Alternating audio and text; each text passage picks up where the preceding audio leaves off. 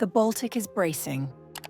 Russia warns of a NATO blockade around Kaliningrad. As tanks roll, air drills roar, and borders tighten from Finland to Belarus. Moscow calls it provocation. The West calls it deterrence. Lines are being drawn again, across Europe's old fault lines. This isn't the Cold War era, but it's starting to feel like one.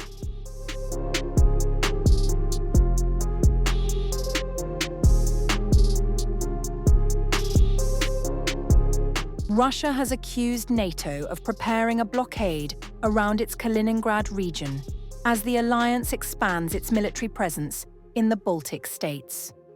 Deputy Foreign Minister Alexander Grushko told Izvestia that the area is undergoing heavy militarization, with coalition troops and equipment building up near Russia's borders.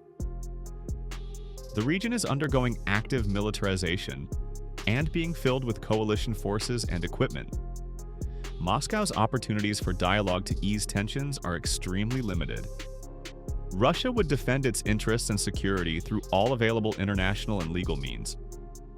Grushko's warning follows similar remarks from Security Council Secretary Nikolai Patrushev, who said NATO exercises now simulate attacks on Russian territory, including Kaliningrad.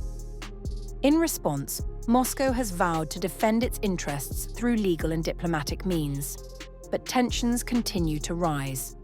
Western officials and analysts warn that Russia could attempt to challenge NATO within the next decade, prompting the alliance to stage its largest post-Cold War exercise, Steadfast Defender 2024.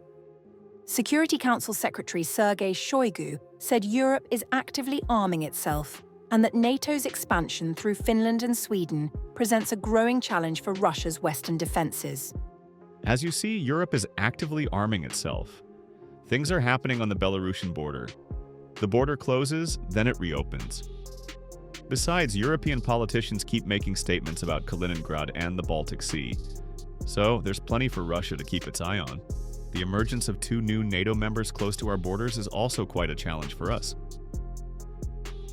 Finland joined NATO in April 2023, followed by Sweden in March 2024. Russian Foreign Minister Sergei Lavrov said later that Moscow would deploy additional weapons due to the 2 countries' accession to the North Atlantic Alliance.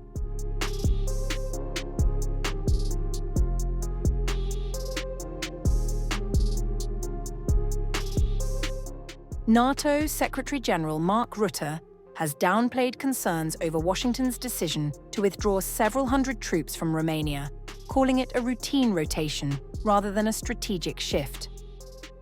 Speaking at a press conference in Bucharest, Rutte said such adjustments happen all the time and emphasized that NATO can rapidly scale up its presence when needed.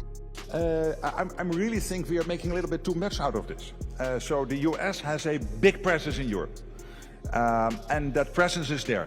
And within that presence, they are always looking how can they make best use of their resources they have in Europe, within, of course, helping NATO to defend every inch of NATO territory. These adjustments take place. Please don't read too much into that.